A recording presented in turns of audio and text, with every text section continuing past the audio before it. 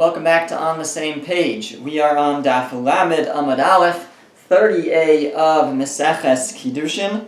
We are 2 lines from the bottom of the page. Towards the end of the line, we are still talking here about learning Torah. The Gemara says, Tanu Rabbanan, the rabbis taught, Vishinantem, and you shall teach, right? Vishinantem uvanecha, you shall teach your sons. Sheyehu divrei Torah mechudadim beficha. The word Shinantem, besides for teach, the word Shinun means sharpness. So it says that the Torah should be sharp in your mouth. It should be available.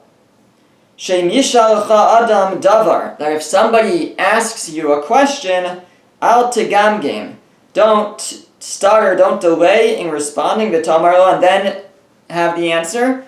Ela emor lo miyad. You should be able to tell him right away. So not only should you know it all, you should know it on the tip of your tongue. Shenemar, as the pasuk says, and more, top of the next page, and more la chachma achosiat. This is a pasuk, a verse in Mishlei, in Proverbs. It says, say to wisdom, you are my sister. So this could be understood to mean it should be, the wisdom of the Torah should be as knowledgeable to you, as known to you as the identity of your sister, as your sister is. Alternatively, Rashi here seems to learn that it's referring to the prohibition to marry one's sister, which everybody knows, and it's an explicit verse. So the whole Torah should be that known to you, that available to you as that obvious halacha, well-known halacha, that one can't marry their sister. The Omer, and the pasuk says, it's the same place in Mishlei there in Proverbs, actually the previous verse, talking again about wisdom and Torah. Kashram al etzba'osecha, tie them to your fingers. Kisvam aluach libecha, kasvim aluach libecha, write them on the tablets of your heart. So it should be, as a part of you, it should be assimilated within you, the knowledge of Torah. V'omer, and it says, kechitzim biad gibor. This is in Tehillim. In Psalms it says, like arrows in the hands of a mighty person, kain b'nei haneurim. So too should the young lads be, meaning the students. The students should be sharp, like chitzim b'yad gibor, like arrows in the hands of warriors. Ve'omer, and we see actually, now the Gemara is going to show that we see that the word vishinantem, which we said is shinun, is sharpness, is also related to this mashal, to this imagery of arrows, because it says the Omer, and it says chitze gibor shinunim. There's also in Tehillim, the arrows of the mighty ones are sharp. The Omer, and it also says, also in Tehillim, chitzecha shinunim, when your arrows are sharp, amim tachtecha yiplu, nations will fall before you, will fall below you. So there's this dual meaning here. It's not just sharp physical arrows, but your Torah knowledge should be sharp like arrows, and then nations will fall before you. The Omer, and it says, Ashrei hagever asher mileis ashbaso mehem. Fortunate, happy is the person who fills his quiver with them. Lo yevoshu, they won't be embarrassed, ki yadabru as oivin bashar, when they speak to their enemies at the gate. What does this verse mean? So we're interpreting it to mean, the Gemara will actually elaborate on what it means exactly, but what are the arrows in one's quiver? We don't just mean physical arrows, we mean you have your Torah knowledge down. You can just pull it out when you're asked, when you're challenged, when you're in a debate. And that is the ki yadabru es oivim bashar, when you speak to your enemies in the gate here. It doesn't mean real enemies here. It means those contending you in the Beis Medrash, those of you who are debating in the study hall. As the Gemara says, Amar Rabbi Chia bar Abba, Rabbi Chia bar Abba says, Afilu ha'abu b'no, even a father and a son, harav v'talmido, a teacher, a rebbe and a student, she'oskim b'torah bashar, who delve in Torah in the gates, b'shar echad, in the same gate. They are involved in learning together. Nasim oivim zeh. they become like enemies because they start arguing with each other. Not in a bad way, but they start arguing. And maybe they do get upset with each other, they get frustrated. However, the Gemara says, Ve'enam zazim misham, but they don't leave there, nasim ohavim zes, until they become lovers of each other. They come to love each other through this process of learning together and arguing and debating. They gain respect for each other, they gain love for each other. Shenemar, as the pasuk says, es vahev besufa. It says that the pasuk, I think in the Parashas Chukas, it's recounting some of the miracles that occurred to the people. They sing a shira. This, I think, is from the shira, from the song. It says there, but actually no, this is not part of the shira, but it says in the pasuk there, Al Ken Yeyamar, therefore it says, B'Sefer Milchamos Hashem, in the book of the wars of God, Es Vahev B'Sufa. And Es Vahev B'Sufa, I think the simple meaning is it's referring somehow to the miracles B'Sufa, in the Yam Suf, the miracles of the Yam Suf, part of the praise of what happened to the miracles that happened to the Jewish people. However, the Gemara interprets it, Al Tikri B'Sufa, don't read it as B'Sufa Ela B'Sofa. Don't read it as B'Sufa referring to the Yam Suf, but rather B'Sofa in the end. And what it's saying is, when you have Sefer Milchamos Hashem, when you have battles of Hashem in the Sefer, in the Torah, when you battle in Torah, when you argue and debate in Torah to try to arrive at the truth, at the emes, so then, Vahev B'Sofa. Vahev, we're interpreting here from the word Ahava, love. That you'll have Vahev, you'll have love, B'Sofa, in the end. So when you're Milchamot, when you have B'Sefer, Milchamos Hashem, when you're in the Sefer, and in Torah you have Milchamos Hashem, you have wars, then you will have, in the end, Vahev B'Sofa, you'll in the end have love. Tana Rabban, and the rabbis taught, V'samtem. The pasuk says, also when we read in the Shema, V'samtem estavarai eila alavavchem ve'al nafshechem, you should place these words, the words of Torah, on your hearts. Says the Gemara, V'samtem, and you should place them, but we can break up the word V'samtem to read Sam Tam. It's the perfect Sam, the perfect medicine, the perfect elixir. Nimshul Torah Kasam Chaim. Torah is compared to Sam Chaim, to elixir of life. Mashal Adam Shikas Beno Maka Gadol. We can explain this with a mashal, with a parable of a person, a man who struck his son with a big strike, a big hitting, a big wound. V'niach lo retia al makaso. So he bandaged up his wound. V'amar lo, and he said, Bini, my son, kozman sharatia zu al makascha. As long as this bandage is on your wound, achol mashana ascha, eat what you want, ushsei mashana ascha, and drink what you want. Urechot bein bechamin bein betzoning, you can bathe in hot water and cold water. Ve'engatal misyari, and you don't have to be afraid. This, you have a wound, this bandage will protect it. As long as you have this bandage, you can do what you want. You're safe. You can eat what you want, you can drink what you want, you can bathe in whatever kind of water you want. Ve'imata ma'avira, but if you remove it, harei hi ma'ala numi, it's going to produce boils, gangrene, it's going to get infected. Don't remove the makkah, the retia, the bandage, and you're safe. If you remove it, you're in trouble. That's the mashal, that's the parable. What's the nimshal? What's the interpretation? Kach HaKadosh Baruch Hu amar lem Yisrael. So too HaKadosh Baruch Hu said to the Jewish people, Bini, my son, Israel, my son, my children, Barasi Yetzer Hara, I created a Yetzer Hara, an evil inclination. I put a wound in you. Ubarasi lo Torah tavlin. But I also created the medicine for you. It's the Torah. The Torah is the antidote for the Yetzer Hara. V'matem oskim b'Torah. As long as you keep that bandage of Torah, as long as you are involved in Torah, engatam nimsarim b'yado, you won't be handed over into his hands. You're protected from the infection of the Yetzer Hara. Shenemar, as the pasuk says, Halo im teitiv se'es. The pasuk says already in Parshas Bereshis, Im teitiv se'es, if you do good, if you take good, se'es, you'll be lifted over, you'll rise above your Yetzer Hara. But if you don't involve yourself in Torah, if you don't keep this bandage, you'll have gangrene. Atam nimsarim biyado, you'll be handed into his hand. Shenemar, the same verse reads that if you don't do good, la pesach chata robetz, sin crouches by the door. If you don't protect yourself with Torah, then you will come to sin.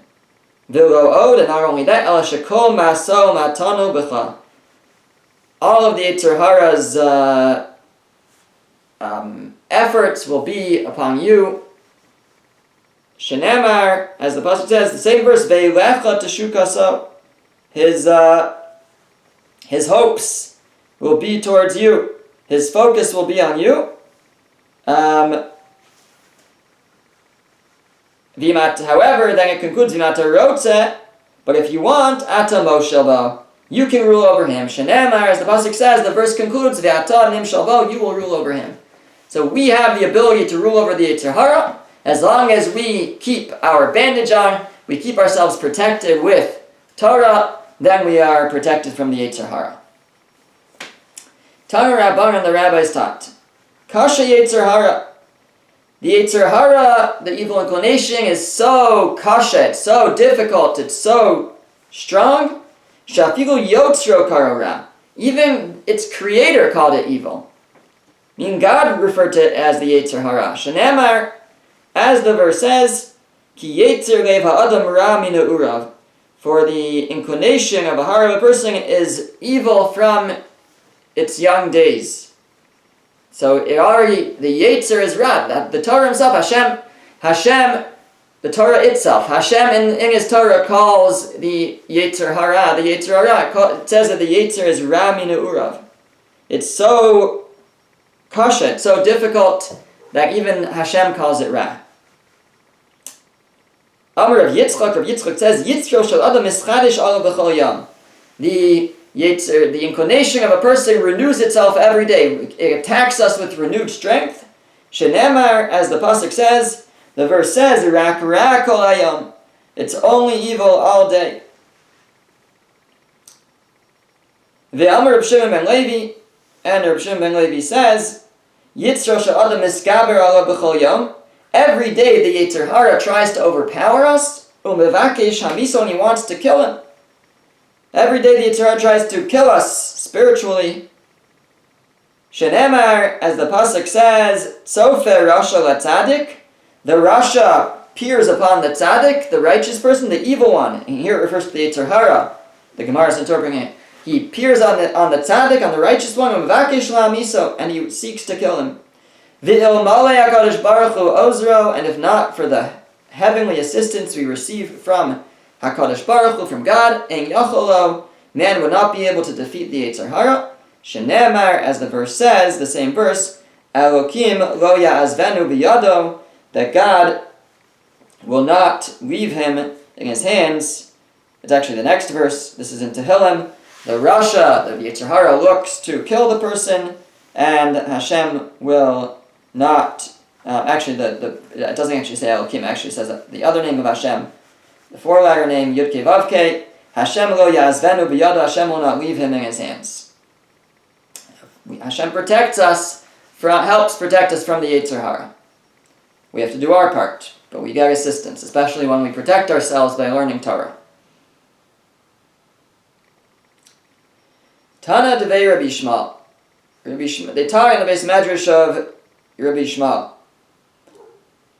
Bini, my son, im paga b'cha menuvel zeh. If this disgusting creature, angel, the Yetzer Hara, the evil inclination, if it encounters you, mashcheu lebeis medrash, drag him to the base medrash. What is the solution? A person starts to have a temptation. A person finds themselves in the habit of sinning. That's the solution they taught in the base measure of Rabbi Shmuel. you understand the Yetzer Hara is attacking you, drag him to the Beis Medrash. Bring him to the study hall. Shenemar, as it says there, Haloko Devari Ka'esh Ne'um Hashem. My words are like fire, Hashem says. Ukepatish Yefot Tzeitzah, like a hammer that smashes a rock. Im Even Hu Nimuach. Sorry, I skipped. Bring him to the Beis Medrash. Im Even Hu Nimuach. If he is a stone, he will melt. He will dissolve. Vim Barzahu Mispotzes. If he's like iron, he will shatter. Shenemar, as it says, Elokod Devari Ka'esh Ne'um Hashem. My word is like fire, says Hashem. Ukepatish Yefot Tzeitzah, like a hammer smashes a rock. The Torah, Dvari Ka'esh. My words are like fire, like a rock like a hammer that smashes a rock. They can smash the Yetzer Hara. And im Evehu Nimuach, if he's like a stone, he'll melt. Shenemar, as it says, Hoi kotzama l'chul mayim. Behold, anybody who's thirsty should go to water. And water means Torah. Ve'omer, and it says, Avanim shachku mayim. The water breaks down, melts away over time, stone. Water over time can melt away even a stone. Push away, erode a stone. So it says, if you're thirsty, which means thirsting for Torah, go drink water. Go get Torah. And that Torah can wear down a rock. That water can wear down a rock. That Torah can wear down the Yetzer Hara. Okay. So going back to the obligations, we were discussing the obligations that a father has to a son. And the next one on the list was L'hasio Isha, to marry him off.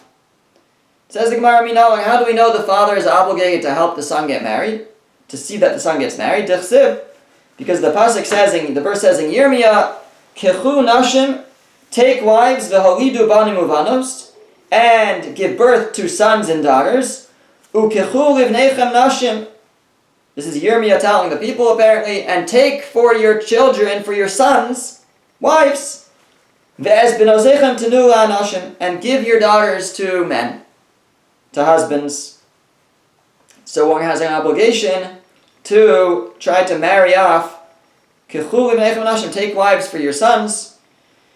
Give your daughters to husbands.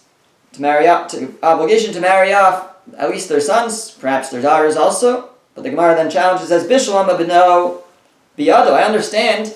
It can say, marry off your sons. That's in your hands. Meaning, at least it's in the hands of the son. It's the man, as we know from Kiddushin, that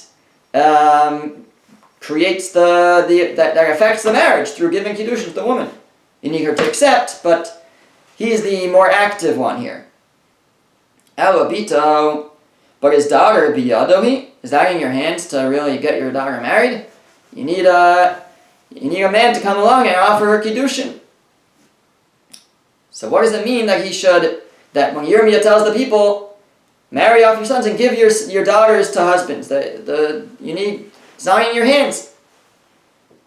Says the Gemara, Hachi Kamar, this is what it says, Hachi Kamar Luhu, this is what he was telling them, Yirmiyah was telling them, Nitan la midi, give her some money, ulivshaya, nechsaya, and clothing, and stuff, so that men will jump at her. In other words, you have to help her be attractive to a husband.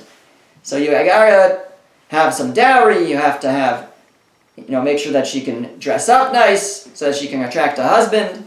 So there is an obligation on the father, or Yirmiyah was telling them, the fathers, that you play a role in both the marriages of your sons and your daughters. Your sons, you and the sons have a little bit more control, because it's the son, it's the man who actively offers the Kiddushin.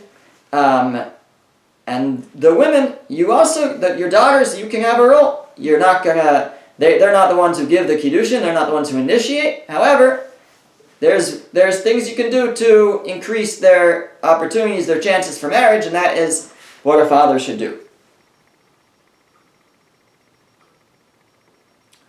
Okay, then the Gemara said, Lilamdo umnos, that the father is also obligated to teach his son a trade. Minalan, how do we know that he has to teach his son a trade? Amar Chizkiah said to Amar Kra, because the verse says, Re'ei chayim im isha asher ahavta. See life with the woman that you love. Now, Re'ei chayim here, see life, the Gemara is interpreting to mean a livelihood. See to that that you have a livelihood with the woman that you love. Meaning, see to that you're able to provide for the family, that you can earn a livelihood. Now, what's this Isha, this woman that you love that it's referring to? So it could refer to a man's wife. It could refer to Torah. The Gemara says, either way, we still understand from here that the father has an obligation to give a livelihood. How so? It doesn't say that. It just says Re'ei Chaim. See to that you have a livelihood. It doesn't say anything about the father here. Says the Gemara, Im Isha Mameshi, if the verse is referring to an actual wife, Kishem Shechayev Lasio Isha Kachayev Lamda Unas. We would learn from the juxtaposition of mentioning the person earning a livelihood next to his wife, so that just as a father is obligated to help his son find a wife, so too he's obligated to teach him a trade. And im Torahi, and if the word Isha, the wife here, is not actually a wife, but it's Torah, Kishem Shechayev Lamdo Torah, so same type of thing, with same type of juxtaposition. Just as the father is obligated to teach his son Torah, Kachayev Lamdo Omnas, so too he's obligated to teach him a trade. And so we would have the same hekesh, the same comparison from the juxtaposition of the learning a trade or having a trade, along with either having a wife or having Torah, that just as the father is obligated to help his son find a wife, and just as the father is obligated to teach his son Torah, so too he's obligated to teach his son a trade. V'yesh orim af lashito banahar. Some say he's also obligated to teach him to swim in the river, to teach him to swim. My time. Well, what's the reason? Why? Where does that come from? Says the Gemara, Chiyusehu. That's his life. Some understand it's going back to the previous verse again. Re'ei chayim, see to it that he has a life. So that's a livelihood. It's also to be able to swim. An essential skill. It could be very dangerous if a person doesn't know how to swim.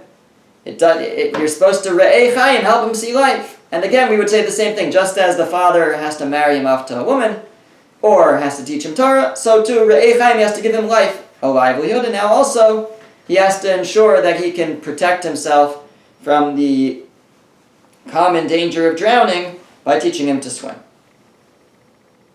Rabbi Yehuda Omer, now in the Mishnah it said that Rabbi Yehuda said, Kol she'eino melamdo umnos melamdo listus. Whoever does not teach him a trade is teaching him to be a bandit. Now the Mishnah already asked, listus sal kadaitach. Sorry, this was not the Mishnah, it was the Brisa. It was, let's just double check that. Yeah, this was in the Brisa. The Gemara already asked this question, listus sal kadaitach, you're really teaching him banditry? It's as if you're teaching him banditry. So Rabbi Yehuda comes along and says, if you don't teach him a trade, it's as if you're teaching him to be a bandit. Now, what is Rabbi Yehuda adding? The Tanakama, the first opinion of the Brisa, said that you gotta teach him a trade. The Brisa said, U'ulamda umnas, you have to teach him a trade. And then comes Rabbi Yehuda and says, if you don't teach him a trade, it's like you're making him a bandit. What's he adding with that? Says the Gemara, my benayu. What's the difference? It sounds like he's arguing on something. What's the difference between the first opinion that just said teach him a trade, and Rabbi Yehuda says if you don't teach him a trade, you're teaching him to be a bandit? Says the Gemara, ikka benayu te agamere iska. The difference is if you teach him business. You don't teach him an actual trade that he can do with his hands. You teach him how to do business, how to buy and sell merchandise, to be a merchant. What's the difference? So the Rashi explains that if instead of teaching him a trade, a talent, a craft, I guess you can say. You teach him to do business, so then, according to the Tanna Kama, the first opinion, that's enough. That's chayim, it's a livelihood. According to Rabbi Yehuda, it's not enough. He's coming to tell you, no, specifically, it has to be a trade, a craft, because business is less predictable, I guess. He says, the way Rashi says it is, sometimes a person won't have anything to trade. You can't be a merchant if there's nothing to trade. And he ends up poor again, and he ends up becoming a bandit. So Rabbi Yehuda is saying that you gotta have a skill set. You gotta have an actual craft. It's not enough just to be able to deal in business.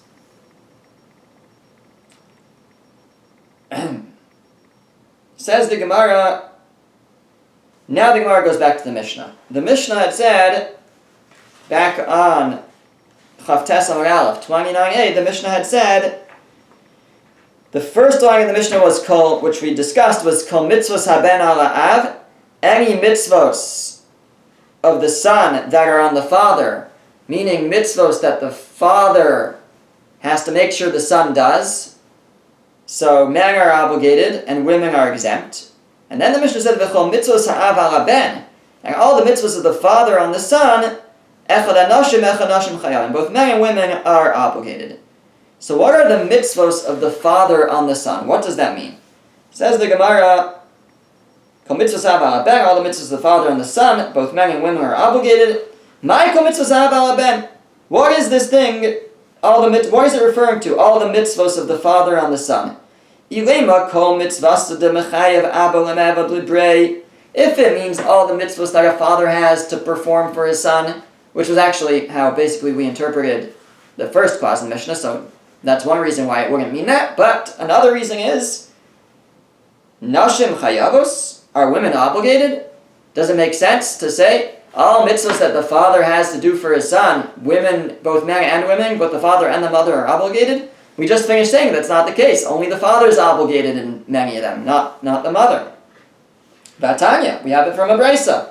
Ha'av chay bivino, the father is obligated for his son, v'molo, to give him a bris milah, circumcision, v'liftoso, and to redeem him if he's the firstborn, and aviv in imolo, his father yes, his mother not. So it's not true. You can't say all the mitzvahs of the father on the son, both men and women are obligated, both the mother and the father. It's not true, the mother's not obligated. So Amar Rabbi Yehuda says, Hakika Amar, this is what it's saying. Kol mitzvos ha'av hamuteles al haben lasos la'aviv. All the mitzvos of the father that the son has to do to him, meaning kibud avaim, honoring one's father and mother, mora avaim, treating them with awe, fear, which will be defined in the coming sugya, coming Gemaras, all of that, that's what we mean. All of those things, all of those obligations, echad anashim ve'echad nashim chayavim. Both men and women are obligated. Both boys and girls, men and women are obligated to honor their parents, to fear their parents, not just men. That's what the Mishnah is saying. Says the Gemara, Tanina lahada taner rabbanim. This fits with that which was taught in the Brisa. Ish. It says in the pasuk, this is the pasuk that deals with fearing one's parents. It says, Ish imo ve'aviv tira'u. A man should fear his mother and his father. Ein li'ala ish. I only know that a man is obligated. Isha minayin. How do I know that a woman is also obligated? Again, fear here is maybe not the best word. We don't mean be afraid of them. Treat them with awe. And again, the Gemara will discuss later what's kavod, what's honoring, which is one part of the mitzvah, one mitzvah, and then there's also to mora, which is to have awe of them. Certain acts fall under that category. So it says, I only know that a man has an obligation to his parents. Ish, because it says ish ima v'avtiro, man should fear his parents, should have awe of his parents. Isha minayin, how do I know even a woman? Kishahu omer, when it says tira'u, they should fear. Ish, imo v'aviv tira'u, they should fear. Harekan shnayim, that shows you both. Both men and women have this obligation. Im king, if that's the case, ma talmud lomar ish. So why does the Torah single out a man and then only kind of bring a woman in from a riboy, from something extra, from a plural? Why does it say ish? It's because ish sipik biyado lasos, isha ain't sipik biyado lasos. Because a man, it's always within his hand to do so, to honor his parents. A woman, it's not necessarily within her ability. Lasos. Why? Because the authority of another is upon her, which is that once a woman enters marriage, so to a certain degree, she has, both the husband and the wife have an obligation to honor each other, but it's a little bit different, and when the wife honors her husband, it's to a greater degree than honoring her parents. So therefore, at that point, she can honor her parents as long as it's not in contradiction to honoring her husband. And in strict halacha, it doesn't necessarily work that way the other way in terms of the husband towards the wife. His obligation to his parents, in terms of honor, may be higher, or I think would be higher than his obligation of honor towards his wife. And therefore, it says ish, because a husband can maintain that level of awe of his parents, while a woman, once she's married, cannot necessarily do so because she now has the authority, the honor of her husband upon her as well. Amar of Idi bar Avin Amarav. Rav Idi bar Avin said in the name of Rav, Niskarsha, if she would get divorced, Shneim Shavet, then she would be equal to a man in terms of this, in terms of her ability to honor her parents again, because she no longer has the obligations to her husband. The same would be true if she's not married. Tana Rabbar, and the rabbis taught. Nemar, the verse says, Kabed es avicha v'esimecha, honor your father and mother. V'nemar, and it says, this first verse is the Aseret Sadibros, the Ten Commandments. The second verse is in Tehillim. It's in Mishlei, in Proverbs. It says, Kabed es Hashem mehoncha, honor Hashem from your wealth. But again, honor Hashem. Hishva hakasav kvod av va'im l'kvod hamakom. The Torah equates honoring one's parents to honoring God. Right? It says, kabed, honor your parents. And it says, honor God. It's to show you the importance of honoring parents. Right? That it's in a certain level equated to honoring God. Nemar, it also says, ish imo ve'aviv tira'u. One should be in awe of one's parents, of his mother and father. V'nemar, it says, Hashem Elokecha tira. One should fear, have awe of God. V'osasavod, and you should serve Him. Hishva kasav maras ava'im l'maras hamakom. The Torah equates, puts it on the same level, the awe one should have for the parents to the awe one should have for God. Nemar, it says, Mikalo aviv imo mos yumos. One who curses their parents shall surely be killed. V'nemar, it says, Ish ki yikalel elokav, a man who would curse God, v'nasacheto, he bears his sin. Again, we have the Torah prohibiting cursing parents, cursing God. Hishva kaso birkas ava'im lebirkas hamakom. The Torah equates blessing one's parents to blessing God. Again, here the word blessing is a euphemism, it really means cursing. Cursing one's parents to cursing God.